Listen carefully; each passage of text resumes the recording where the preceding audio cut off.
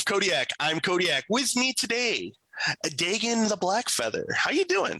I'm doing great. Real good. Happy to be here. This is exciting. Fantastic. Thanks for coming on. Appreciate it. Daegan, we're not gonna waste any of your time. We're gonna get straight into the bare necessities. Sorry, Sin. How long you been playing Amtgard? I believe this is a little over coming up on about close to 2 years now. Okay. Getting there, I believe. If we're going off of some sort of official anniversary date, yeah, probably just about 2 years. Okay, fantastic. So we're talking new here. Yeah. Let me go back to your first sign in. According to this, your first signing was 5/23/20. So yeah. new. Yeah, new. We just got a couple of months before you'll hit that 2 year. Well, thank you for coming on. Tell us a little bit about what Daegan is. Let's start off here. It's not Daegan. It's Daegan. Daegan. Daegan. Tell us about your persona. Yeah, absolutely. I've always had kind of an obsession with anything Celtic, Norse. I know that name comes. There's a lot of history in both of those areas. It's just something about it too. Is I think it's just unique. There's a lot of different spellings when it comes to Daegan, and it just kind of fit. I feel with kind of who I wanted my character to be. I'm Scotch Irish. I'm sure there's probably some other Norse culture and stuff and whatnot in there as well. But it's just something to kind of adapt to or be able to kind of cling to a little bit of what my back history is as a person, but be able to embrace that, personified in a setting like this. It doesn't really have. There's no like historical significance or anything attached to it. It just I don't know, just kind of who I attached to when this whole thing came about. When I got, I hate to not really dragged into this because I'll tell you what, after seeing a couple of Amtgard events just from an outsider, I was immediately hooked. So I just immediately wanted to create somebody, a personification that kind of fit into what I thought would, I could be in this. So. Okay. All right. Well, you didn't give us a whole bunch of about Daegan, but don't worry, because everyone wants to know specific questions as far as this goes. So what kind of goals does Daegan have? I think Daegan wants to, doesn't really view himself, although Daegan's a leader currently, doesn't view himself as some hierarchical figure. Probably more so as a calm bringer, if you will, in tumultuous times. On a personal level, I've always tried to be that person, try to bring a little bit of reason into things, and at least try to create that calm in the storm, if you will. And I think that Daegan is that person. Daegan's definitely not afraid to get into battle and to fight for what he believes in and those he believes in if prompted, but definitely much more would take things from a tactical standpoint, looking at logistics and just kind of planning, looking for the future, always looking for the greener lands and the clear seas, if you will. Okay. Not only for himself, but for those around him. Awesome. Love it. Stillhead wants to know what part of Daegan's backstory have you not revealed to anyone? Man, most of it, to be honest with you, I haven't really talked a whole lot about it, but probably the fact that Daegan doesn't really know much about where he came from, even growing up. Daegan's life is kind of shrouded in mystery, even for himself, and I think that's also personified who he is, just trying to create and figure out exactly who he's supposed to be. I kind of left the character of Daegan like that on purpose, because I believe that life is all about exploration. And I think sometimes we can get really caught up in where we came from. And although that can be important in making certain decisions and showing who we are, I think it's also just as important to show growth and change. And I think that's probably what Daegan represents. And that's probably the biggest thing, is he doesn't really know a lot about where he came from, his childhood or anything like that. Just that he is, and he has a purpose, and he's continually seeking out that purpose. So awesome. So it sounds like this should go without saying, but Lord Tajima, our current monarch, the King and Crocs, is doing a heroes versus villains reign right now. Is Daegan a hero or a villain? I would say, honestly, if I may answer this way, is anti-hero. I think that Daegan has a really good alignment with always trying to do what's right. I think the one thing that, like we talked about, he's willing to probably do anything to serve and to better the people around him and protect those that he cares about. And sometimes that means getting your hands dirty and making some tough decisions and, kind of going Deadpool on people, if will be. Always kind of doing things for the right reason, but sometimes, it just happens to be the bloody reason. So. Fantastic. Okay. So Daegan, tell us, what award or achievement are you most proud of receiving currently? Man, probably they all really just are amazing to me. I've never been someone in life that's really been big on accolades or promotion or anything like that. So, and I'm normally pretty humble when it comes to that. So anytime someone will recognize me for anything that I've done, any of Order of the Rose, anything like that, it really just weighs, it's really important to me. I really can't just pick any sort of accolade or anything. It's just the fact that someone else would be able to recognize something you've done and honor that. It's quite a great feeling. Good. Okay. All right. You're getting a shout out from Valance for the hat. Oh yeah. That may answer a question later, but let's get through the bare necessities first. Morgan would like to know, what's your favorite class to play battle games? Assassin, only because I can do fun stuff like go over gaps and stuff that no one else can, and kind of protect myself a little bit from archers, or at least kind of drive them nuts. One of my favorite things to do as an assassin is watch what Cyrano's doing on the other side of the battlefield, because normally we're on opposites, and anytime he is cued in on me, I'll immediately step into the shadows. You know what? I wait for that annoying moment, not just I'm just going to do this and lurk. It's like, okay, I see him drawing. He's about to let go. Oh, I'm going to disappear. That's the kind of stuff that I love doing. And only because I love being an archer as well. So I know how annoying that is when you've got that perfect shot lined up and then it gets messed up like that. So yeah, definitely just disrupting things, trying to find ways to take advantage of the battlefield as an assassin is fantastic. It's fun. Okay. Fantastic. So when you're playing the assassin, what is your favorite kind of battle game to play? I really, really like bridge style games.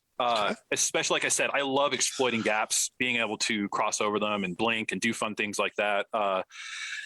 Taking advantage, the whole thing about being an assassin is being able to take advantage of the battlefield. So any battle game that represents some sort of a tactical challenge with obstacles, things like that, is probably my favorite. I really do like the bridge style, though. It's got to be one of my favorites. I love, hey, you guys can only come down this little path. No. Let me show you something different here. Yeah. So yeah. Okay, cool. And Deverick would like to know, when you're playing these battle games and you're playing assassin, maybe not even just assassin, what's your favorite weapon set for fighting? I normally just go dual-handed. I'll normally drop like a couple shorts or a long and a short. It's always good to have a little like throwy, like a little donut or something too, just to catch someone off guard. But probably overall, just dual wielding. Like I said, probably two shorts is probably my favorite. Being able to parry and use agility as opposed to just kind of sword and board sometimes, or even the longer weapons. I really just like getting in close and being able to take advantage of having a shield you can strike with, if you will. Sure, for sure. Cool. Viewers, I'd just like to apologize for the coughing. I do have a tingle in my throat. I am trying to push through. I have a cough drop, but I'm going to keep trying to do that. Again, apologies. Let's see here. We got some Kenjin stuff. Kenjin would like to know, Omni Blade or Flat Blade? Flat. Any specific reason? I think it's just a stylistic thing. Both are fine, but there's something about a flat blade that just brings in, a little bit of the reality to it for me. Just kind of gives that feeling. Yeah. Yeah, you can make a lot of pretty flat blades too. Yes. Absolutely. All right. Well, those were the bare necessities. Yeah. Sorry, Sin. Let's get to the questions KOK viewers been asking since episode 1. It's episode 93, so they've been here for a minute. Sir Glenolf has received a toaster from Calthrax through me to Sir Alucard. Should he receive a soda maker? I think absolutely. Okay. All right. Do you want any need to defend that, or just an absolutely move on? No, I mean, absolutely. Why wouldn't you?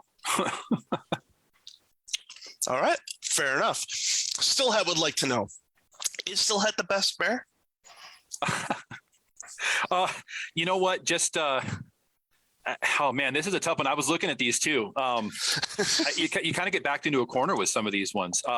Let's say yes. Okay. Yes. Yes. Okay. Well, Freya, you may know Freya. A little bit. Freya would like to know why bears are so overrated. I don't think bears are overrated at all. I think that bears need a little more in the limelight, if you will. I think that we should be promoting bears more. Any type of bear, whatever kind of bear it is. All sorts of bears. Yeah. Freya, first of all, promote bears. That's what we do here. Okay. Well, Stillhat, of course, asking the first half of that question, wants to ask the second half of the question. Give us your top 6 bears. Man, I'll tell you what. Let's go with some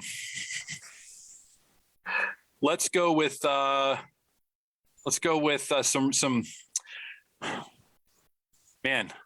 I'm like blanking out on bears here. Let's go with anything in the grizzly family. Okay. So how many do you want me to get rid of?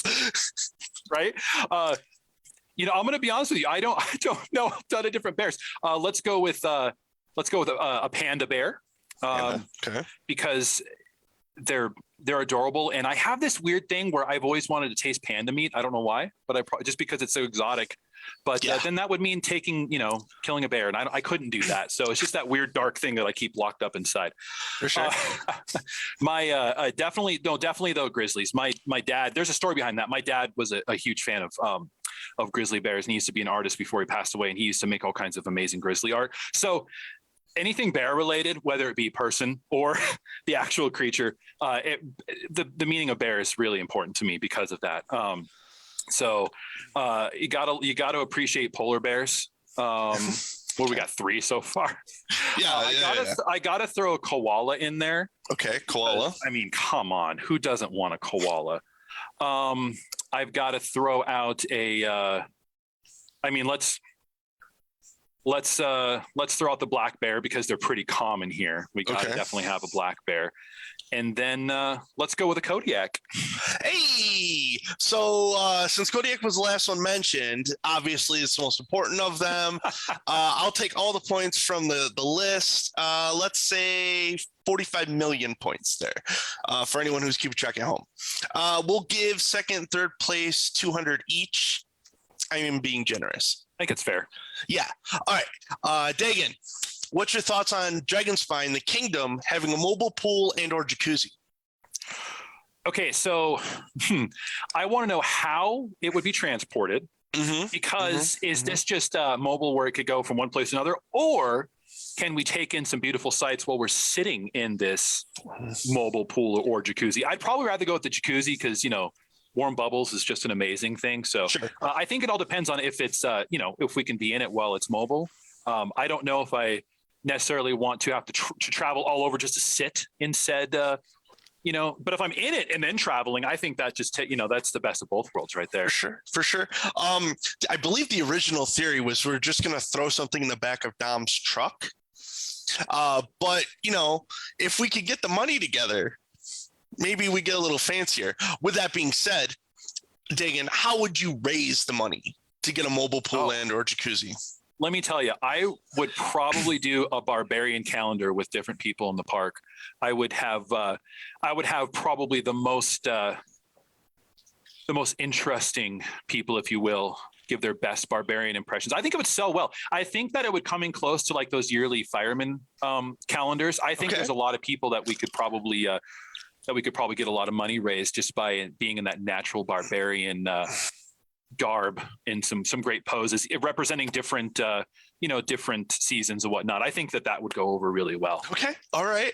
A little less risque than Redbeard's idea of the Men of Amtgard calendar, but it'll probably work. Okay. Well, those are the 3 questions KOK viewers have been asking since episode 1. It is now episode 93, as I mentioned before. So we've been doing it for a minute. Let's get to the questions that brought you here. We're going to start with the starter. Daegan, what's your weirdest flex? My weirdest flex. I can probably talk to people about the eyeball more than the most normal person. Spending many years working in ophthalmology, I will watch medical TV shows, and when like an officer or somebody's shining a flashlight in someone's pupil, I can shout out immediately, "Oh wow, I bet you they have a brain tumor by the way their pupil looks," and then 10 seconds later, oh, he probably has a brain tumor. So that's probably my weird thing, is I can talk about the eyeball all day long and the anatomy of it and those things. Okay. All right. Okay. So this question was specifically asked for one line, a single line of dialogue. If you had a single line to entice someone to Amtgard, what would you say? I would say, how would you feel about hitting people with sticks all day long? Hey, I like that. Okay. All right. Minor transition. Now you have the people at the park, and Cyrano would like to know, in your opinion, what is the best way to utilize Archer in a battle game? The best way to utilize Archer is to, first off, always have 2 of them at least in a battle game. Having one is completely not fair, and they have to be on opposite sides. I can tell you that right now. We've done games where it doesn't always work out that way, and it's literally everyone just screaming and running for their lives and trying to tuck in their extra Christmas weight they may have put on to not get hit by that arrow, and getting in weird positions you may not have normally been able to get into to try to dodge said arrows. But yeah, best way to utilize an archer is legitimately have at least 1 or 2 on each side, and make sure that they have a strategic goal, looking for a certain person or a certain class that may be on the battlefield that may be more problematic. That's going to be my actual real Amtgard answer, is put some strategy behind them. Don't just go out there and just start flinging arrows, although I guess that can work sometimes, but give them a goal. When I play Archer, I like to always assess the situation and figure out who's the biggest threat and try to at least pin them down, if you will. Okay. Fair enough. Awesome. Have you guys done any where you put the Archer as like a turret, where they're not either team, they're just like a part of the terrain? Not officially part of the terrain, although we've talked about doing some games where that's the setup. We have done some battle games where basically the Archer is kind of set up almost very, very immobile, just because of the way that we have the terrain set up. Mm-hmm. Working like stealing things from a temple, for example, and having them as stone guardians until they're activated, those types of things. So kind of an unofficial turret, but yeah, no, I think that's a fantastic idea, just as a distraction or something to look out for on the battlefield. Is something I definitely would love to explore more.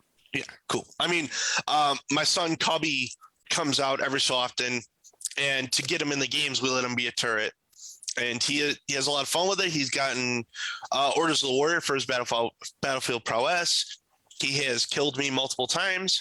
So there's some merit there for new and young players. So I didn't know if you were going to be able to do this, because it seems like it's impossible, but you're being asked to defend Scout as an S tier class.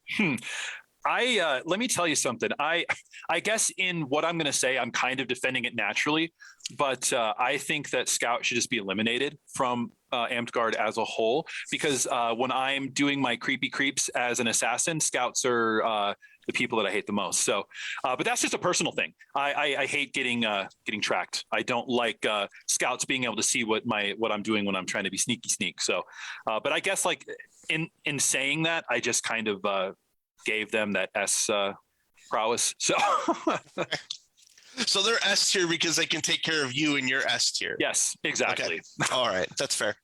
Okay. Daegan, are you the torchbearer of any particular skills? No, I can't say that I bear any torches. I would say jack of a couple of trades, master of absolutely none of them. So okay. Okay. Let's talk about some of your personal enjoyments. Yeah. What's your favorite garb that you own? My Freya helped make just a little tunic for me, and I absolutely love that thing. I don't wear garb a whole lot, and the main reason being is because I think that I would get way too eccentric with it. I've seen some of the stuff out there, and man, if I had the time and money, and honestly probably spent more time learning how to craft than doing other things like playing video games and stuff in my off time, I'd probably be a master at it by now. But I also know that I get really addicted to fun things like that really quickly, and I can see myself spending way more money than I have to create garb. I honestly, though, I really like simple garb. I like to be able to just be real mobile, move around the battlefield quickly. I don't rely a whole lot on armor and things just because I want to use the agility and just use my skill set more. But I keep it real simple. But yeah, honestly, it's just the simple little tunic that I have, my little red and black, my two favorite color tunic that I wear on special occasions and whatnot. So awesome. Okay. What has been your favorite battle game that you've designed? So we came up with kind of like a warlord campaign, or I came up with a warlord campaign with our current theme, which is kind of Asian inspired, Japanese, Chinese, Mongolian kind of inspired, with basically island hopping, taking over territories. And we did kind of like a territory rush where you have to conquer certain territories, then you get to move forward. You can get pushed back, move forward. I really like having to, once again, it goes back to strategy. Being not so much just like brute force, but hey, we have 3 points we need to capture to move forward. We need to make sure we do this, because if we're capturing this one, they could be taking that one back. So how are we going to split our team up to do that? Yeah. I like people having to think instead of just running onto the battle. Although that's fun too. I really do relish the games where you have to really think. So probably like the little island hopping campaign that I came up with, as far as trying to take over territories and become the warlords of those different territories. So you guys also did a really fun like mirror game that was based, was it from the Squid Game show? Yeah, kind of. Let's be honest, we all grew up playing red light green light when we were kids, and it was fun watching Squid Game again and then seeing like, oh wow, that's pretty cool, let's see if we can do that. And then Darius gave me an idea where there was the game with the mirror turning,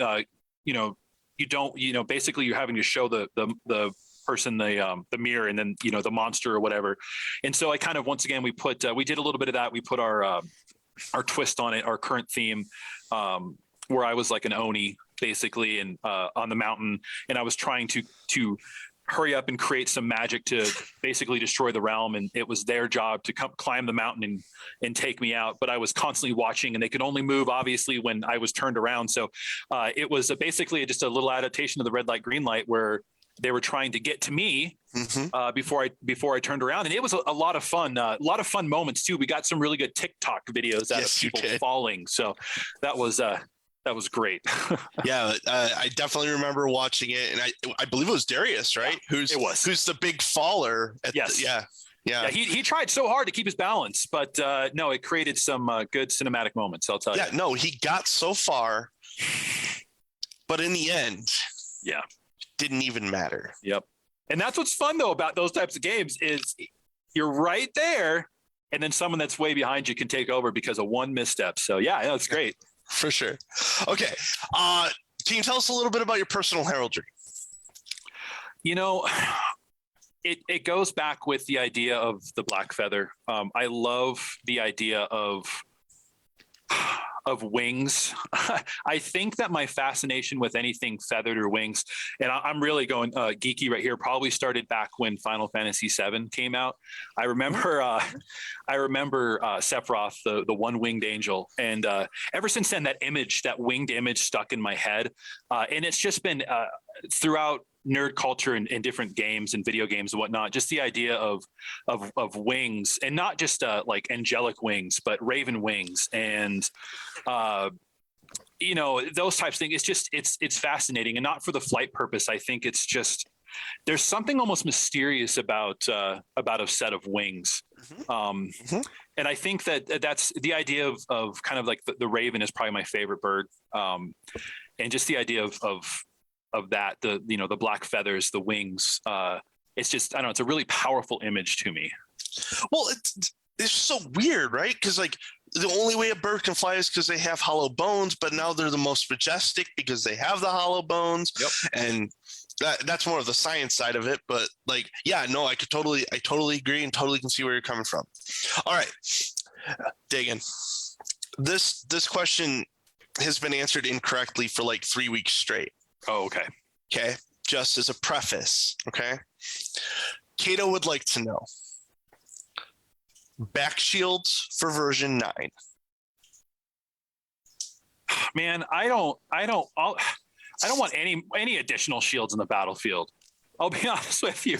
I don't. I'll go back to being really adept with dual wielding.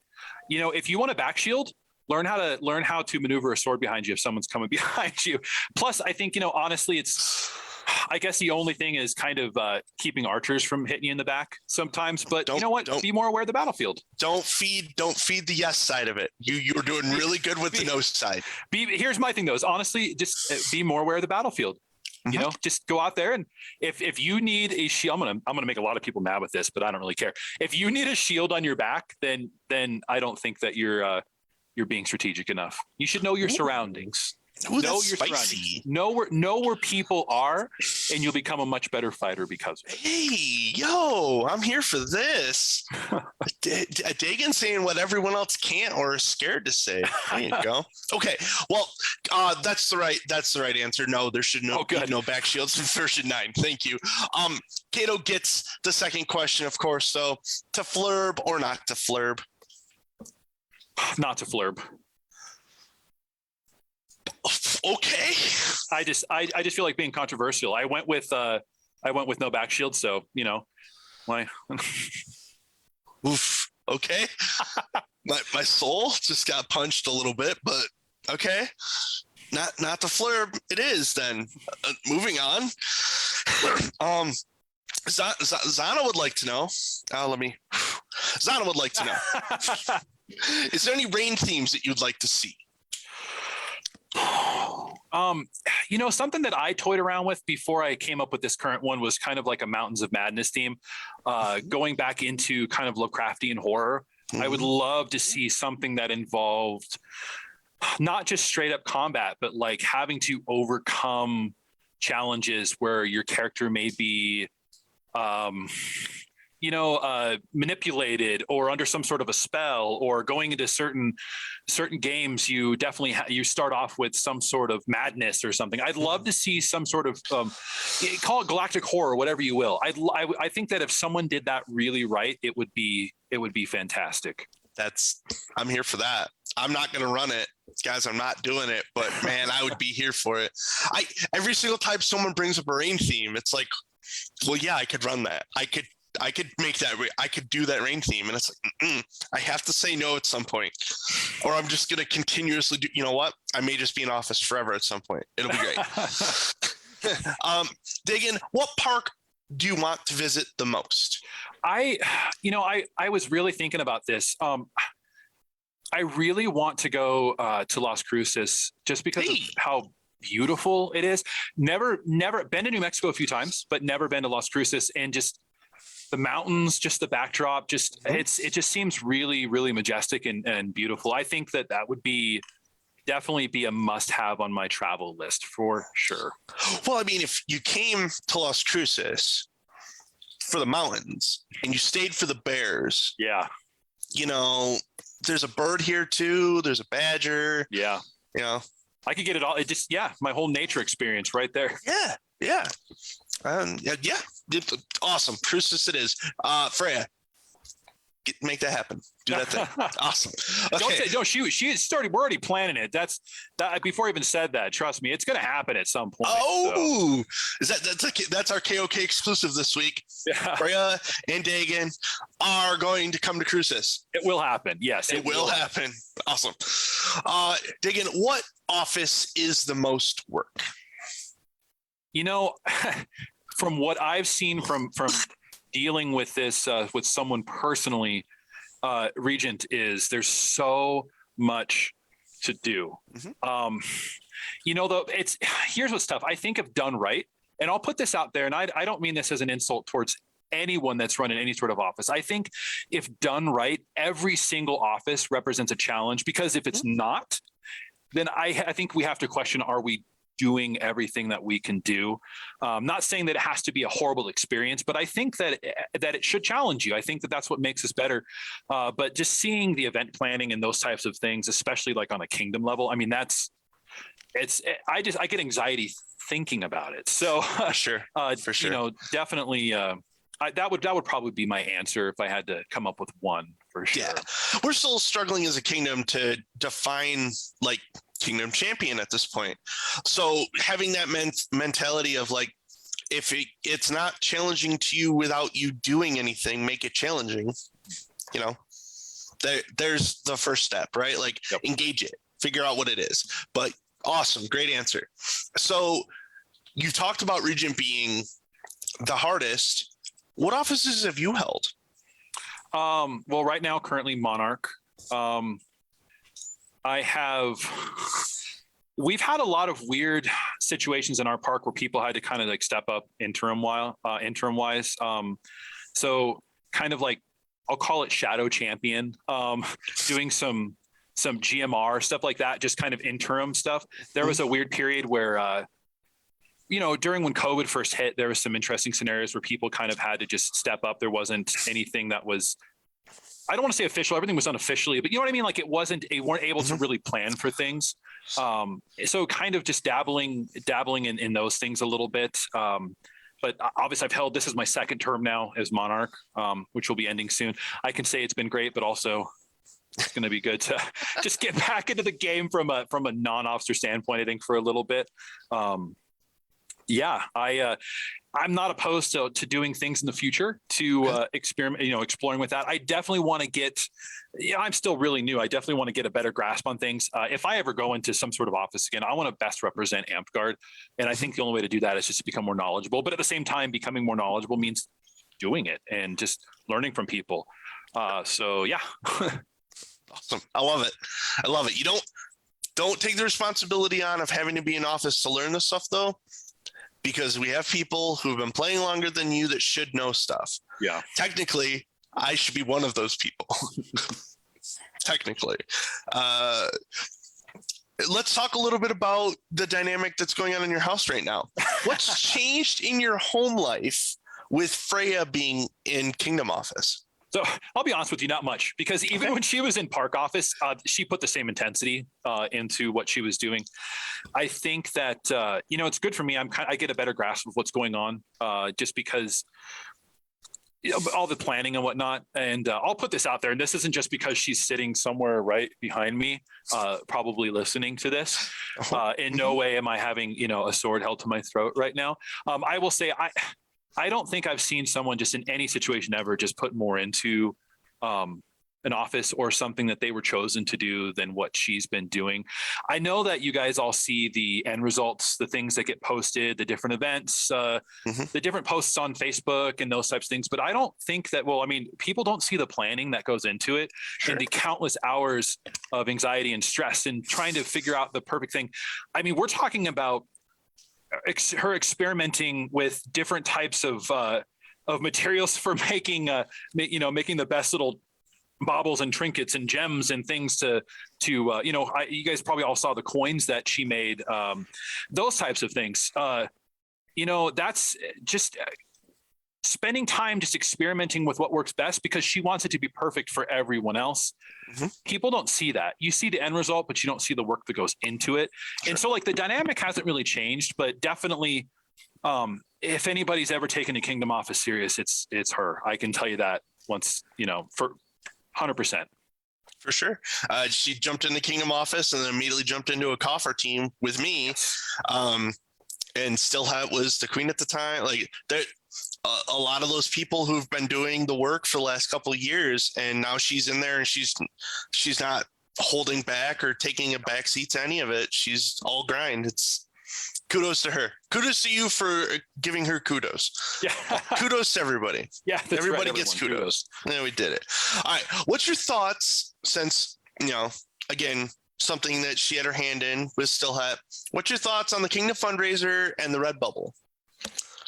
So I think that the Red, I think it's awesome. And I want to get it promoted more, obviously. Mm-hmm. I mean, how cool is it that we can have this thing that we're really passionate and nerdy about, and we can literally represent it and put it on our chest or put it on a sticker? I think I really, more people need to go and check out the Redbubble. Whatever we need to do to promote that. Yeah, it's incredible. It's being able to put these things out there. I remember a long time ago, I did the whole band thing, and it was one of the most exciting things was getting pins and stickers and what made for our band, and promoting it, throwing on a backpack or on someone's car, sticking it on a lamppost, those types of things. And I'd love to get to the point where we're seeing AmpGuard stuff just everywhere. Kids are taking AmpGuard buttons to high school. Kids or people are slapping on their. It'd be so cool to be driving down the road and seeing a GFH sticker on someone's vehicle, or a Dragon Spine logo on someone's vehicle. I'm gonna ask Deverick to go get my bag out of my duffel out of my room. Guys, this Redbubble stuff is no joke. You just these are pins for like $2. Yeah. Super cool. But also, how many of you have a Kingdom of Kodiak pin? That's a bear talking into a mic. That's huge, right? But Deverick is about to go grab my Order of the Ash duffel bag. Yeah. It has my household on it. Yeah. And he'll get here eventually. There it is. Look at this. Look at this. It's beautiful. That's a full duffel bag. That's got the pouch on the side. That's the shoulder strap on it, and it's got my household's logo on it. Thank you, Deverick. You can't get that anywhere else but Redbubble through Dragon Spine. And it creates conversation. I mean, that's something, Yeah. It doesn't have to be an AmpGuard event. You could be taking that to the gym. You could be going and bringing a game console to your friend's house, and you're walking somewhere, in the apartment complex. Oh, that's a really cool design. What is that? Guess what? You just created an opportunity to strike up conversation and promote this thing that we absolutely love. Hell so yeah. Absolutely. It's a good way to promote AmpGuard. It's a good way to get people talking, and it's beautiful. It's beautiful stuff. So great. Well spoken.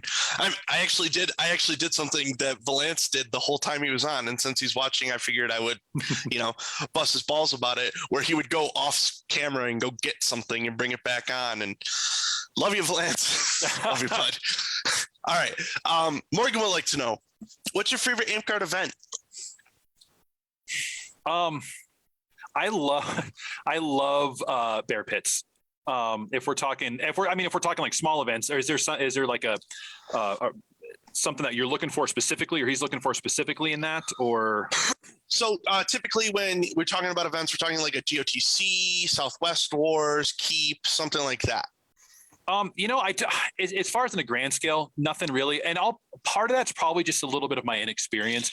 I hope to be able to experience more of those things. I haven't had a chance to experience a lot of huge events, honestly. And I think a big part of that is when I came in shortly after when I first started. I mean, we've been dealing with COVID now for a couple of years now. When I first started, our park shut down a few months after I got into AmpGuard. Then we got back, and then we shut down, and then I got back. And so it's been really tough to really check out all the different events. So I'm definitely a little green when that comes to that. Sure. But that's also a personal challenge for myself. When we get back to a point where we can start doing more of these things, I want to be able to experience more of those. And then hopefully at some point come back to you and be able to answer that question a little bit better, for sure. For sure. Well, that first GOTC back, hopefully it'll be this coming July. Hopefully everyone will be out and we'll get wild. It'll be great. All right.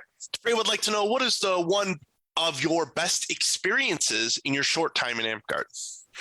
So the camaraderie of someone taking me under their wing. When I first started, and I'll be honest with you, when I was growing up, I was a kid on the outside that saw LARPing and saw people that were out there dressed up and hitting each other. I always wanted to be part of it, but it wasn't cool to admit that you wanted to be part of it. So There was that weird wall there. Being able to come and check out a couple of just small, normal park days. And then having someone pull me aside, and that person, I'll shout him out right now, it's Calder, pull me to the side and literally, spend hours upon hours upon hours, not only explaining things, but showing me different combat techniques. I went out there and just got destroyed every single time when I first started, but Sure. I probably can't. I think I'm at where I'm at in Amp-Guard, and just my passion for it, and just being able to say that I wanted to take over office for a little bit and help out my park. It all really boils down to him taking me under his wing. A lot of other great people too. Darius was fantastic with that as well. Mm-hmm. Just really just showing kindness and showing how exciting this could be, and just being like, listen, this is something that you've always wanted to do. Just embrace it. It's okay. And just finally, getting to the point where I'm like, you know what, this is a part of life now. So yeah, definitely that experience, that first experience of getting kind of being pulled out of the comfort zone and just going out there and finding that this is a passion has just been, that was probably the thing that I'll always remember, is that initial contact with just the group and awesome. The people. That's awesome. That's still got to be super fresh with you too, being so relatively new to the game. Absolutely. So that's great to hear. What quality do you feel is most important in being a leader in Amp-Guard? I think that it comes down to a couple of things. Patience is one of them. Not only patience for yourself, because there's going to be a lot to learn. There's going to be a lot of mistakes made. Mm-hmm. There's going to be a lot of challenges. So being able to kind of follow the river and just go where that flows and just learn and adapt from that. And then definitely the ability to coach and teach. I take that into any leadership role. I've been in lots of supervisory roles. I worked mental health for a long time as a supervisor, and honestly, just being able to coach and teach, not the person that's standing on top high, shouting out commands, or just I'm in charge here. This is what I'm going to do. Being able to promote, hey, this is a good idea. I really believe in this. Let me show you why this is a good idea. And if it's not, we'll talk about it and we'll change it. So being able to adapt to that. But yeah, that coach mentality, I think, is super important in leadership. Being able to listen, understand, but at the same time, get people to where that they can be. Awesome. You're right. You're absolutely right. All right. Last question of our first section. There's 2 sections, and then the most difficult questions in it. KOK history. We call them the funny ones. But we have a whole section in there. Don't stress out too much right yet.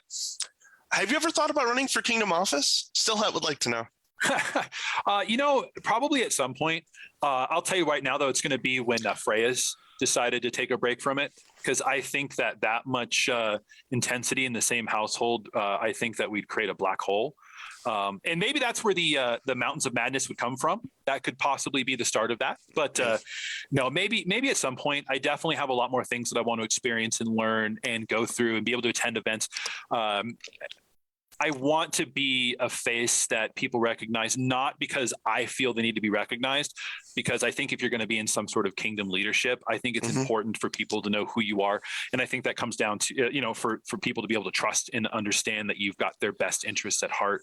And that's going to take a lot of groundwork and a lot of legwork before Kingdom Office is even something to think of. Just being out, putting your name out there, getting on board with people, talking to people, getting people to know your heart, your mind, that type of thing. So yeah, you got to shake babies and kiss hands, right? Yeah, absolutely. Shake them. Don't really shake babies. Don't. KOK does not approve shaking babies, but also do those things. Okay, so Darius would like to know, when park attendance is back up again, would you consider relaunch of your Warlord campaign? And would you do anything different? 100%. I was really excited about starting the Warlord campaign. It was especially the way our current park is set up. We have 3 fields, and I had this grand idea going in that it was going to be these island territories controlled. And each week, different warlords could gain that. There was going to be mercenaries and people for hire, and it was this huge elaborate thing. And then things just kind of spun out of control, and I didn't really get to materialize that. I definitely think that it has a place, and I want to kind of tune it in and perfect it. I think it's going to take some time, because obviously when we reopen again, we got to get the numbers back up and let people know that we're safe, we're following protocols, those types of things. But yes, absolutely 100%. I really believe in it. If I don't get to do it, I definitely would love to work with whoever's next in doing some sort of that type of idea with with the next reign, whoever takes over in my place, I'd love to still see it in fruition. So I definitely don't mind being the whisper in the ear of a person saying, hey, let's find a way to give this a try. For sure. For sure. Awesome. I mean, if you have 3 fields like that, territorial fighting just makes sense. So yeah, absolutely. Keep pushing that. Daegan, are you in any fighting companies or households? Yeah, there was one that was kind of started, kind of a Viking themed one. We haven't really had a chance to really grow it or do much with it. It was just more of a conversation. Hey, we're going to start this. So I'm not. Yes, but not really officially. And a lot of it has to do with just being busy in personal life and just being exhausted from work and just not really having the time to put a lot of extra effort into it. I don't want to join something with everything that I am if I can't give everything that I am. So it's kind of weird territory right now, but definitely having a band of brothers / sisters to be part of it's one of the coolest things about Amp Guard is not only we have this huge group of people that we can participate with, but we can also have these amazing little groups, these little sects of nerdiness, if you will, within the huge nerd picture. Yeah, you get your whole Amp Guard family, but like my roommate Deverick is an Order of the Ash member. Like, it works out. It's a good recruiting for roommates. Get in fighting companies and households, so inevitably when your life crashes, you can just move in with one of your best friends. Yeah, well, I'm hoping that my life doesn't crash because my best friend's sitting right over there. So yeah, whatever. Kodiak may be a Debbie Downer at times. I mean, look at me. Anyways, Shroudstar had this awesome question from a long time ago. I think like episode 23. I love asking it. I'm going to give it to you. Let's eat this. If you could create a ladder award in Amp Guard that doesn't already exist, what would it be for, and what would you call it? Oh boy. Wow. And everything that I think of that I would award someone for, I think is represented by some sort of award. That is a tricky one.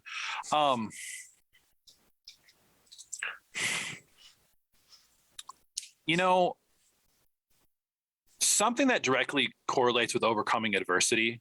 There may be some awards that kind of represent that on a base level, but watching people come in struggling with grasping certain concepts, or just maybe even struggling, I'll go back to personal life, being able to use Amp Guard as some sort of an outlet to improve themselves personally. I think that would be and I have no idea what I would call it or what I would name it, but something that recognized someone just for being a strong human being. And that can be a million different things. It can be how you handle a certain crisis in your life. It could be how you help someone else through a certain thing.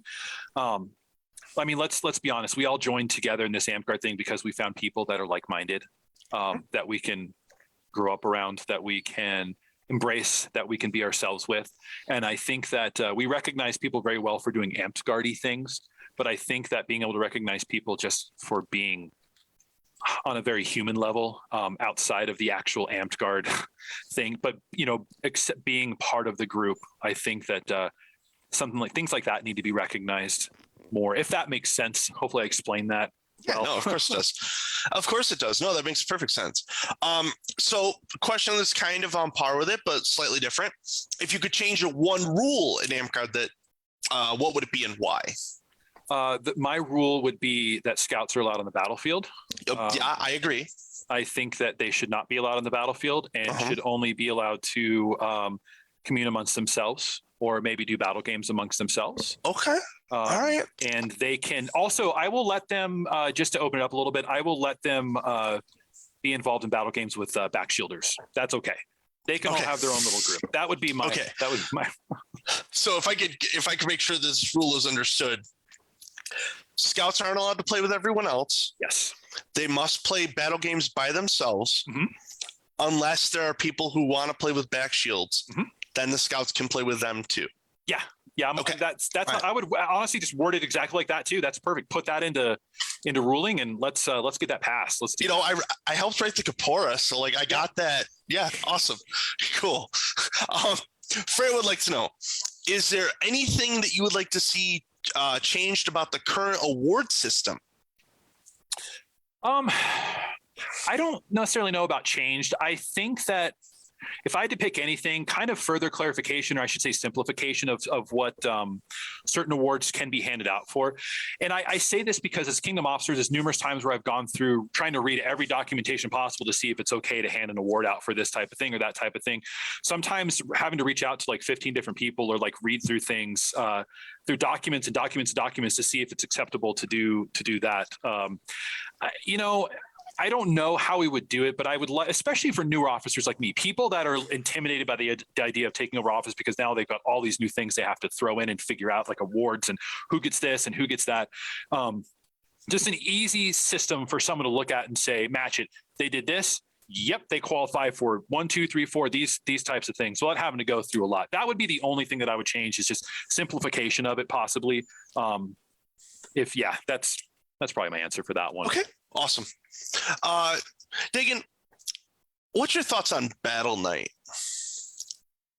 Explain Battle Knight for me. So it's the new knighthood that we brought in the game. Battle Master, Orders of the Battle, awards through battle game prowess and leadership and tactical skills.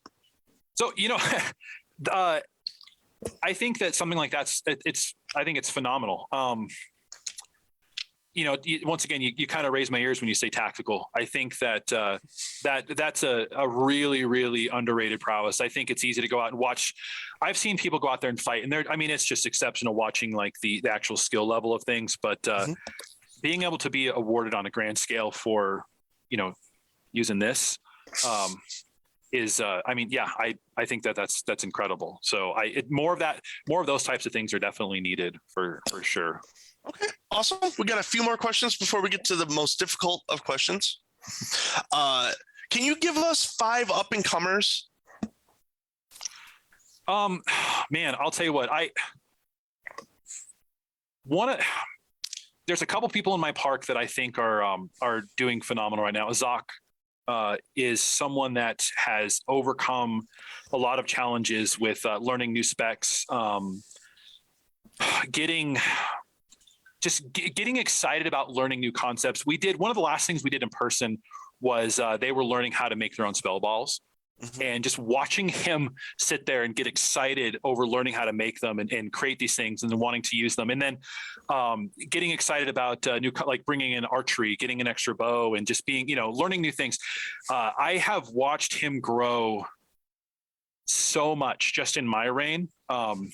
He is someone that I'm really, really proud of, and I think deserves more credit. I think he's really hard on himself sometimes with not thinking that he's doing as good as he really is. And I think other people recognize how good he's doing. So if he's listening to this, Azak, you're absolutely phenomenal. Keep it up. He's someone too that we'd like to really mentor for an office position someday. I'd love to see some of these younger kids have the inner strength to be able to step up and accept the fact that they can do these things. So, I'll be on, my park's kind of small. I mean, up and comers, it's tough to say 5, but I really just kind of want to point out Azak. I know that's not what you asked, but if I want to direct all the attention to him for sure. Okay. So we're going to take Zach and we're going to multiply it times 5. Yeah. Pay attention. Awesome. Darius is giving you a second of approval there. Can't hear it enough. Good stuff. Okay. So that's the people up and comers. Now these are big ones. Yeah. Okay. These next 3 are big questions. And I want you to be ready because they're tough. Also, we already kind of talked about it. Okay. So here they come. What night path do you think you're on? I really tried to search deep inside on this one, and before this whole thing, and I don't know. And I thought about what I was going to say, and the thing that I came up with is I'm actually more interested in seeing what you guys, my park people that have seen me in leadership and have seen me on a personal level a lot. I'm more curious to see what you guys think, and that kind of helps me weigh into maybe some of my strengths and weaknesses. I think it's really easy sometimes to see our own strengths and especially our own weaknesses. We can point out the things that we're bad at in ourselves all the time. I'm very hypercritical of myself a lot, but I don't think that we really take in what other people think sometimes. There's a stigma around like, oh, I don't really care what other people think of me, but I think that we do need to take that in, especially people that we have trust in and people that we know have our best interest at heart. So I would actually redirect my question back out to you guys. Well, is what path do you guys think?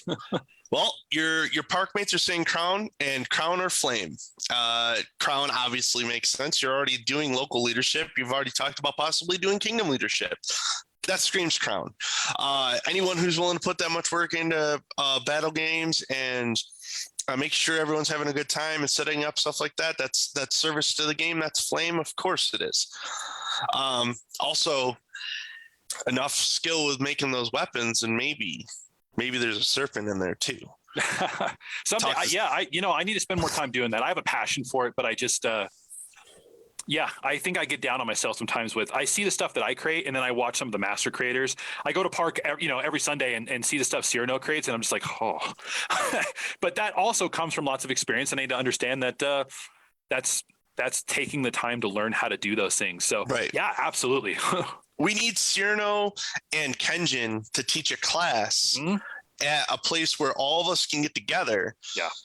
Because those two heads put together, I think, weapon crafting goes to like 11 and 12 and no one will know what to do. I brought up an idea. We were in a Monarch chat and I was talking, I really would love to see, someone like Cyrano do like a This Old House Bob Vila kind of a thing, but with, this old sword, or not like restoring weapons or creating weapons, maybe watching the progress of a weapon being made over a few weeks and just, being able to explain it. I would love to tune into something like that, a weekly show with, absolutely. I mean, that would be fantastic. I would absolutely love to see something like that. Cyrano, why aren't you doing this? Absolutely. So, last question before we get to the most difficult questions on KOK. We call them the funny. Tell us one person that you would like to see Dragon Spine Knight. Am I breaking the rules here? Can I give you two? Am I allowed to do that? Sure, man. Do what you got to do. Right? Yeah. Two people, Darius, 100%, and Calder. And I'll tell you, once again, going back to, they've done leadership, obviously, quite a bit. But I'll tell you, even outside of leadership, they've constantly been leaders. Consistently coming up with ideas, coming up with games, being willing to take the time to train people, how to teach people, donating their own materials, donating their own time. Talk about commitment. Darius put together, I'm sure with the help of some other people, but put together one of the most amazing, almost like escape room-esque games that I've ever seen for one of our, our theme games. And it was like a 2-hour elaborate, there was cryptographs and there was potions that we had to mix and literally putting things together to create a life-giving potion. And it's just absolutely incredible. And that only comes from a place of passion. That's not coming from someone that just I'm bored. Like that's a whole nother level. Like asking people around the house if they could borrow certain things because they're really important to what he's trying to create. And I mean, definitely those two, 100% needs to happen. You know what? I'm down for that. I've already talked to Darius once before about trying to do Kingdom Office because at the high end awards for Crown, Kingdom Office is something that's very important. Darius is a Kingdom champion when making battle games like that at the Kingdom level, and everyone getting to see him because Darius is what is it? Is it Delirium? Is that the name? I'm probably saying the wrong name. His D100. I know what you're talking about, but I totally forgot the name of the. Yeah, that was incredible, right? Yeah, it's amazing, and I've asked for him to do it again. I've outright wanted to steal it. We've done modifications at our own park. Yeah, Pits. Yeah. Pandemonium. Yeah. Pandemonium. That's yes. Yeah. Yep, that one. Yeah. But he's a genius, and he needs to get on the Kingdom stage and do that. Yeah, and Freya's right. Darius for Kingdom champion. He just needs to get the spoons for it, bud. Get those spoons, and you'll kill it. Okay, here we are. We've made it to what will be your demise. Oh, great. Freya would like to know, who's your favorite kingdom officer? Yeah, I had a feeling that this one was going to come up. And then when I saw it, I was like, oh, you're really doing that. No, I can easily say, honestly, and this is not, it may sound like favoritism, but honestly, it is Freya. And I'd say that not just because, once again, she's said that she will never give me my pole arm back if I don't say that. And I want to see that again at some point because I'm tired of her killing me with it. No, once again, it goes back to talking about the passion and just everything that she's put into it. I mean, you guys wouldn't believe if we did a behind the scenes. I mean, it would make for some great television. Let me tell you right now. So yeah, and I'm trying not to say that because of favoritism. Just legitimately, I just see the hard work that she puts in every single day is a park day in her mind. So okay, well, we're gonna take the ability for you to choose Freya off the table, and we're gonna say. Stillhead would like to know, who's been your favorite floating crown so far? And once again, this isn't just putting it back with Stillhead. And I can say that just because of the support that GFH was given, just with numerous issues, just a resource for information and understanding and just trying to, once again, go through those waters. I said, navigate the river kind of, that will always stick in my mind. It meant a lot for sure. There you go. Awesome. How do you feel? Stillhead wants to know this, of course. And you mentioned that Stillhead was the queen at one point. How do you feel that one of your players, because you're the monarch of this park now, made an attempt on the queen's life when she was in office? I can say, sorry, Stillhead, but all is fair in love and war. So, once again, surroundings, be aware of them. I mean, that's what it boils down to. I guess there's a little bit of proudness that someone in my park has the forethought and tenacity to try to follow through with something like that. Yeah. For sure. Go Sand Village. Love it. Darius, you're an animal. All right. Still, I would like to know the coolest dog you've ever met. The coolest, what was that? The coolest dog you've ever met. The coolest dog I've ever met? Mm-hmm. Well, I grew up with an English Mastiff named Zeus, and he's always going to be the coolest dog that I've ever met. Always. Talk about a big dog with the heart of gold. Just intimidating on the outside, but gosh, would crawl in your lap. All 150 pounds. So yeah. Okay. What's your favorite dinosaur? Geez, probably would have to be. It'd have to be Velociraptor, and not the Jurassic Park giant false, Velociraptor that was created. The idea of the dangerous little danger chicken that actually was more probably realistic to what a Velociraptor was, coming at you with those talons. So okay, all right. What's the best kind of dragon? Oh gosh, the best kind of dragon is probably a man. Gosh, at this point, I'm going to say any dragon that is kind enough to let me anywhere within the proximity of it. Okay. Any dragon that lets me survive longer than 3 seconds just to be able to say hello to it and pick its wise mind a little bit. So, okay. What's your favorite fictional knight? My favorite fictional knight would probably have to be the knight from Final Fantasy IX. I always forget his name, but I know Freya knows it. The knight from Final Fantasy IX. Yes. Well, I always forget his name. He's just a very comically amazing knight. That's my favorite fictional one. No, not Cloud. That's Final Fantasy VII. The knight. I know you guys know his name out there, and I'm having a brain fart right now. But sure, we'll get it figured out. Deverick says it is Captain Eldbert Steiner. Steiner. Yes. Steiner. Look at that, Deverick Steiner. on his phone, sitting here staring at me like a Thank fool. you. Yes, Steiner. Did it. All right. Zachary would like to know, what's the best fictional or non-fictional sword name? Oh my gosh. Probably is it what is it is it Masamune, the Final Fantasy VII Sephiroth sword? I always forget the name of it. The giant, impractically enlarged, larger than the Buster Sword even sword. That's probably my favorite fictional sword. Okay. Sir Smiley would like to know, what's your favorite book of all time?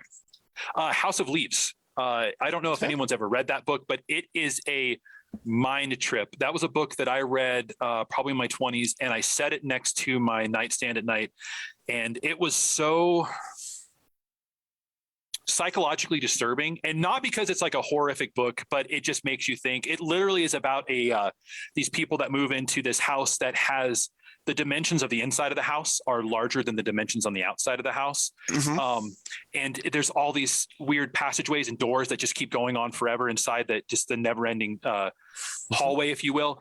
And that book messed with me for a long time, to the point where I had trouble sleeping at night just because I was trying to analyze what it was telling me. And if a book can do that to you, ooh, it gives me goosebumps now just thinking about it. So definitely, if you're into that kind of stuff, House of Leaves, check it out. It is a mind trip. Wow. Yeah, that sounds great. Doctor Who fan, so bigger on the inside. I'm here for it. Still would like to know, is Daegan okay with being a tarot card for the Dragon Spine tarot deck? Sure. I actually really like tarot, so that's pretty cool. Yeah, 100%. Sweet. Stillhead does an amazing job reading too. So like when she finishes, hopefully she'll entertain. Yeah. Like we can all just sit around and let her, like, that'd be great. Love it. Daegan, do you play Magic the Gathering? I do. Yes, I do. And what is your colors? Definitely my favorite is blue. Just because I love milling. All of my blue decks generally revolve around the fact of trying to stay alive long enough to make someone's deck just disappear. Growing up, for any of you Magic huge nerds out there, Jace has always been like my favorite planeswalker, and I've always utilized any sort of Jace mentality of like milling. And I know. I think it's still current is Landfall Crab is probably one of my favorite cards. Put 4 of those out there. Anytime someone brings out a land, you're discarding three cards from your library. I have just eaten people alive with that, and I don't always win.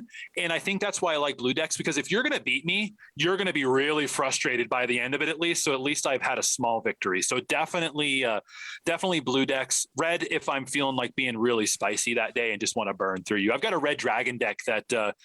It's not your super direct damage spells, but it definitely, getting out a dragon that can instantly do 46 damage when another dragon pops into the battlefield. So, yeah. Do we just become best friends? Possibly. Blue mill deck for the win? Yeah. Deverick does not like that. Lots of counters and mills. Counter mill. Deverick heard blue mill and he's just like, oh, okay. Daegan, what is your favorite color overall? Not just in Magic, but overall. Just black. Okay. Little self-serving question here, but I got to get you to answer. Is Kodiak more of a Jedi or a Sith? I've got to say probably more Jedi tendencies. I do. I think just sitting down and talking with someone and listening to someone else has to say, that's very Jedi. Now, that being said, don't get me wrong. I love Sith mentality, but I think that walking that line right in between is probably the most important. But I think that probably I don't see a lot of evil. I wouldn't say dark, but I would say evil, self-fulfilling power tendencies. So a little more Jedi. All right, thank you. Okay. Do you have a favorite race or species or class in D&D? Whenever I play D&D, I love playing sorcerer, only because it gives me the chance just to be that maniacal, crazy person. But I also really, really enjoy playing Bard or being with Bards just because they make everything more fun. Your entire party can be about to meet their demise, and then a Bard will start dancing and singing, and it just changes the whole tide of the battle. Don't really have a specific race or anything, just whatever I'm feeling like at the time. Okay. What is your go-to? You said it was sorcerer, but what's the race that goes with the class, the go-to build? Well, generally just human. I like to just kind of personify myself a little bit when I play those types of games. A lot of times I just take myself and put myself in a role if I could be a sorcerer in real life. I've also had a lot of fun though, doing some funny things like making doing your less than intelligent races, try to play intelligent classes just for the fun of it. Thinking about like an orc or something, just sitting there twirling his mustache, giving philosophical conversation, as opposed to the normal me smash mentality. Just that's always fun too. So it's if I'm not gonna play to personify myself, I definitely play to spin things up and confuse people. Love it. Okay. Best video game and why? Is it Jak and Daxter, the Precursor Legacy? Okay, so Jak and Daxter's fine. Good, it's fine, but definitely, and you can give me as much hate as you want, not the best video game of all time ever. The best video game of all time, in my opinion, definitely has to go to Final Fantasy VI, specifically 6. Greatest of all time. Okay, we're going to go on a video game run here, so do it. Yeah, you're prepared. Yes. Why does Majora's Mask not hold up to true Zelda games? Okay, I will agree with this one here. I cannot stand Majora's Mask, and I don't know why it gets so much love. When it comes down to traditional Zelda, Ocarina of Time is the gold standard for me, and I think that people say, "Oh, well, Majora's Mask is just Ocarina of Time, just with an evil moon." Like, I could not get into it. I didn't feel connected to it. I hate being pressured by the whole time thing too. That game was, the entire thing was spent, you have 3 days or else the end of the world, blah, blah, blah. I don't like that when I'm playing the role of a character or trying to experience someone. I don't like being shoehorned into doing something quickly. I don't like timed missions in video games, generally, those types of things. But yeah, I just don't. The game, the music, everything would be the most memorable for me in Ocarina. I still will walk around humming like the Lost Woods theme just from Ocarina, just because I don't know. That was also a really important game in my childhood. I remember getting like the special gold copy of that for Nintendo 64. And, the strategy guide, and I had the whole thing come in the mail. That was back before you could like pre-order from like Best Buy and stuff. Like you had to like get a Nintendo Power and fill out this thing and try to get it. And so that game was always going to be really, really meaningful to me. And in my opinion, I think Ocarina is probably the best Zelda game ever made. Okay, well, you do have a detractor here. Darius wants to point out that Majora's Mask was a godsend for people with procrastination issues and ADHD. I mean, yeah, if they even finish the game ever. If they ever finish the game. Fair enough. Okay, do you play Monster Hunter? No, I've tried. With what's it, Monster Hunter World, I think is the new one the newer one that recently came out.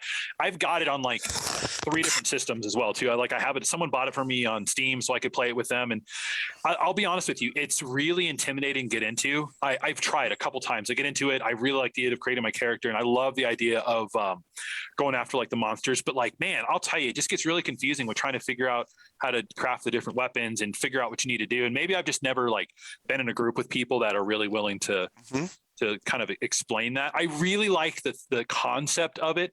It's kind of like Dark Souls, if you will, for me. I appreciate it. I respect it, but I'm not good at it. And I don't play it because of that. So fair enough. Okay. Break from it. We're going to get to my favorite funny question. Amtgard is making a live action movie. Who is playing Daegan? It's got to be Ryan Reynolds.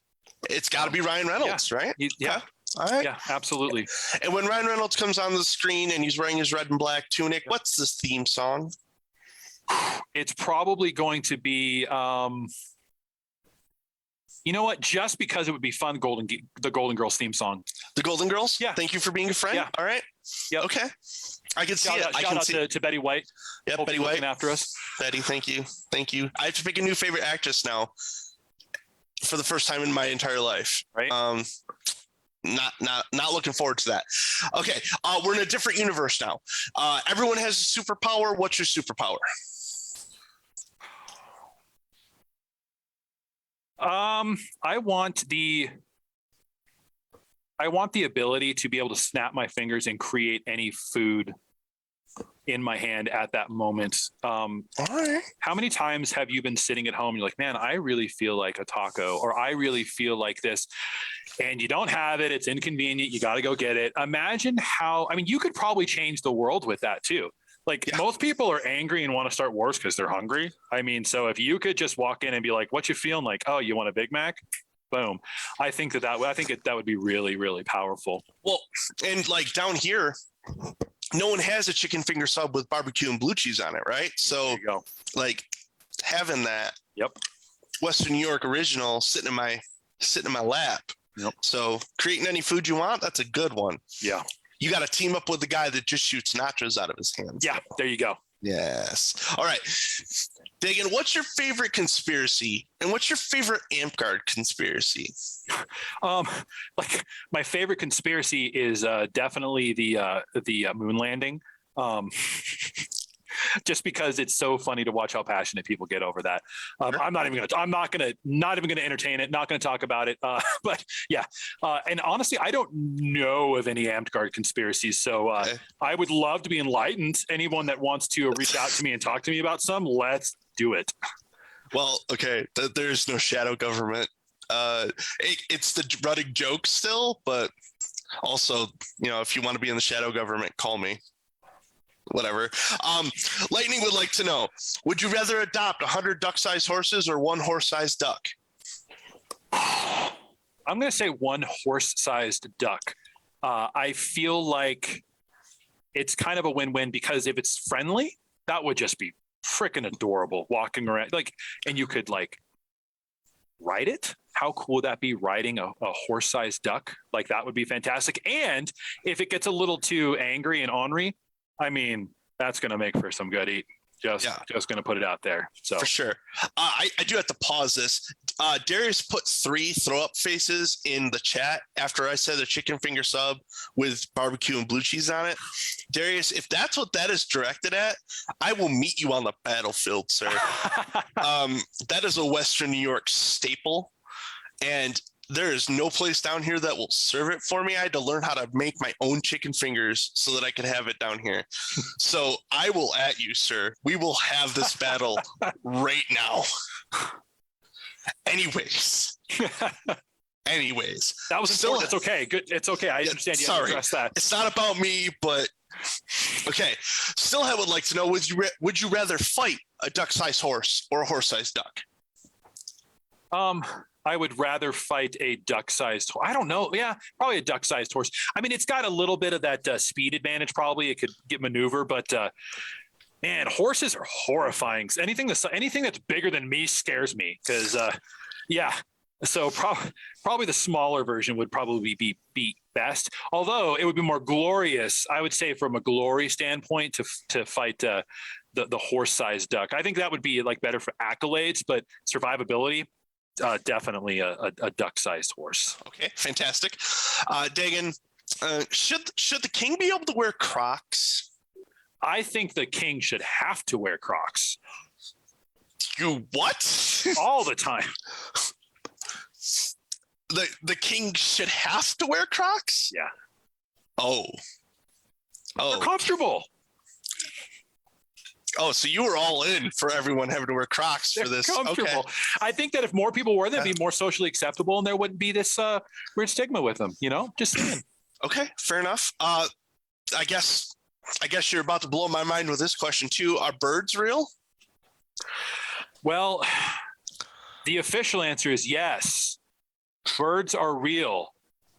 Absolutely. I won't tell them. Birds are real. Good. Okay.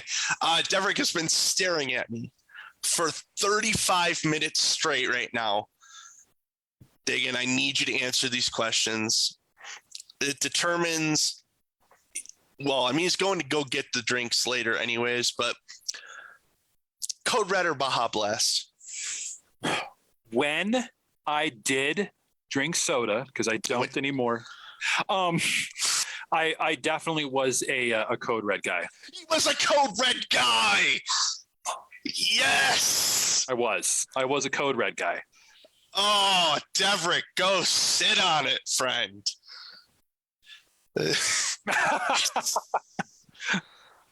Okay, let's get to the either or questions. And still had provided a whole bunch of more either ors, specifically around your garb here. You got perfect. On. So, iPhone or Android? Both, whatever makes you happy. Hey, you like equality? Yeah, for sure. I think it's. I have an iPhone, but only because it's what I need for what I do. But I really, I'm not gonna lie, I'm jealous of some of the cool Androids that have come out. I've seen some of the cameras and stuff on them. So whatever you need it for, whatever makes you happy, whatever you're used to, use it. Okay. PlayStation or Xbox?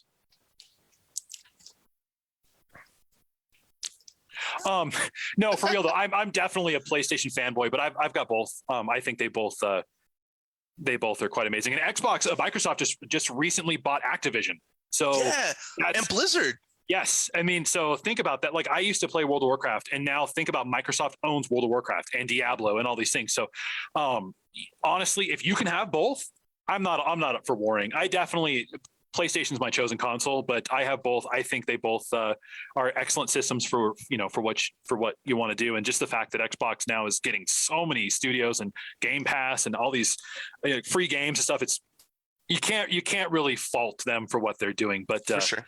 PlayStation, I mean, once again, that starts back with Chrono Cross and Final Fantasy 7 and those types of games that just really made me fall in love with PlayStation. And Gran Turismo, been a fan ever since. So definitely my default, but nothing wrong with Xbox. I have one too. Also, I have to call you on humble brag here that you say you own both. Yeah. I mean, wow, cool. Yeah, way to show off. Iron Man or Captain America? Iron Man, but only because of the cockiness. Okay. I love sarcasm. So Spider-Man or Venom? Oh gosh, see, that's tough. I love Spider-Man, but Venom's fun. But I mean, if I got to pick one, Spider-Man. Okay. Batman or Superman? Definitely Batman. Okay. Even though he's not a superhero. So I love one of my favorite quotes, and I know it's from like the one that people don't like, but the Ben Affleck, the Batfleck Batman is when they ask him what's your superpower? I'm rich. Hey, I mean, let's be honest. And the reason being is Superman's so overpowered. Like he literally can do everything. It's just not interesting for me to have someone that powerful, but someone that's like wealthy and has used that money to better hone their skills and buy things to, fit their persona better. I mean, that's just cool. But yeah, Batman doesn't wear underwear on the outside. So that's, I think that's cooler as well. Okay. So we're just going to let people that aren't superheroes win. Okay. That's fine. Yeah. That's fine. And the last one that still had gave was Metallica or Nickelback. So Metallica, but I was thinking about this question and how I was going to respond to it. I think that Nickelback is like the Guy Fieri of music. Everybody hates Guy Fieri for whatever reason. They talk so much crap about him, but all he's ever wanted to do was have fun making food. And all Nickelback ever did was make music that a lot of people like and some people don't. But for some reason, they're like the most hated band. I don't get the hate. Don't listen to them. They're not my favorite, but man, for some reason, people are just so anti-Nickelback, and I've never been able to figure it out. So yeah, to me, they literally are like the Guy Fieri of music. Just people hate on them for I don't know why. Fair enough. Okay, well, let's get to the food versions of these either ors. Apple juice or orange juice? Apple juice. Hot dog, is it a sandwich or a taco? I've got to say that it's a sandwich. Okay, ice cream or custard? Man, that's tough. Frozen custard. Can I say that? Yep. Frozen custard it is. Waffle or pancakes? Pancakes. Oh, one of my favorite foods. How much is too much to pay for breakfast? Oh, gosh. It depends on where it is. I would say anything over $9.99 is too much for breakfast. You can get a great meal for $9.99. Okay. All right. What's your favorite thing to add to a bowl of yogurt? Oh, gosh. Granola. 100% every time. Okay. Oh, is oatmeal a soup? Ooh. You know what? I guess it could be because soup can be served cold or hot or cold, and so can oatmeal. So Sure. Okay. All right. We're gonna break away from the food for a second here. What color Crocs do you think Freya should wear? I think that she should wear. I want to go with blue with yellow polka dots. Can you get the? We'll make them. I've supported her all night with my answers, but I definitely want her to have a little bit of embarrassment. So just for fun. All right. Well, I want pictures, blackmail pictures. Fair enough. 6 questions left, Daegan. Does Tajima deserve Sonic? This is your king. Does he deserve Sonic? Absolutely. Who does? I mean, come on. Why would you deny him of that? Fair enough. Fair enough. Does Sonic, would be Tajima's offspring, deserve Sonic? Man, yeah, I think so. Okay. All right. Just so you're aware, everyone in the chat heard Freya say no to the Crocs. Oh, I know. I was assuming that was going to happen. So, all right. So here's the final 4. What's the square root of a bowl of oatmeal? Plums. Plums. Morgan would like to know, can you, with as much detail as possible, explain what the color of the letter F smells like? Definitely, I would say light speed. Light speed. Awesome. Morgan would like to know, if you could meet anyone in history, who would it be and why? Is it Freddie Mercury? I wasn't going to say that until now. Yeah, 100%. I would love to sit down. I would just love some vocal training from that man. Jeez, yeah. Yeah. All right. Last question. Let me get my breath. I should probably also take a drink because here we go. If it takes a chicken and a half, a day and a half, fillet and an egg and a half, how long would it take a grasshopper with a wooden leg to kick the seed out of a dill pickle? I would have to say 3 hamburgers and 26 large French fries. And there it is, Morgan. Daegan, thank you so much for coming on today. If you could just bear with me through some announcements, we'll say our goodbyes. Dragon Spine, you heard it during this video. Redbubble, Kingdom fundraiser. Do you want to see Kodiak finally cut his freaking ponytail? Do you want this to be gone? $300, it's yours. Deverick will cut it off with a sword. On camera, live. He'll do it. It'll be gone. We've already made money enough for this group for me to have to do the 1 chip challenge, the hottest hot sauce challenge, the ice bucket challenge, pie in the face. I have to wear Crocs to the next 5 Kingdom events, and you, the people, get to pick the colors. All of those things are already on the table. Go get my hair. Also, there's 2 other groups who also have to do stuff. Also, if I cut my ponytail, Deverick has to wear a wig that they get to pick. So, Redbubble stuff. There's every single park. There's some local fighting companies and households in there. There's KOK stuff, but you can also get the Kingdom heraldry, like that duffel bag I was showing earlier. Think about that as a duffel bag, the Kingdom heraldry. You should go check that out. We're at coming up on Mid-Rain. Mid-Rain looks like it's going to be an online event. So there'll probably be a Zoom link, but that doesn't mean award recommendations can't be handed out. If there were people that were doing work during our shutdown or while it was open for that little bit of time and you think they'd need to be awarded, put some award recommendations in. The elections for Kingdom Prime Minister and the Board of Directors are available now. Get your park prime ministers to vote for either Kenjin or Stillhet for the prime minister positions, and to give confidence to the members for the BOD who are running or not, if you don't feel that they're meeting standard. Let your voice be heard. Daegan, I think that's everything. You got any announcements you'd like to say? No announcements. Just obviously everyone stay safe, be kind to each other. These are tough times, and this is a group of people, all of us in this thing that we love. This is a chance for us to lift each other up and just find new ways to be strong. And for those of you that are afraid to step up into offices or take that next step, use me as an example. I don't know what the heck I'm doing, but I found something I love and ran with it. And there's so many great people around us and around you that can encourage you and help you. So definitely look out to those people. But more than anything, like I said, stay safe. Just be good to each other. Awesome. Well said. Outside of saying that you don't know what you're doing, clearly you're doing a great job. You did it for a year. Well, thank you. Well, again, thank you so much for coming on. I appreciate it. And until next week, episode 94, we're almost there. We're almost at 100. This has been Kingdom of Kodiak, and I'm Kodiak. Goodbye.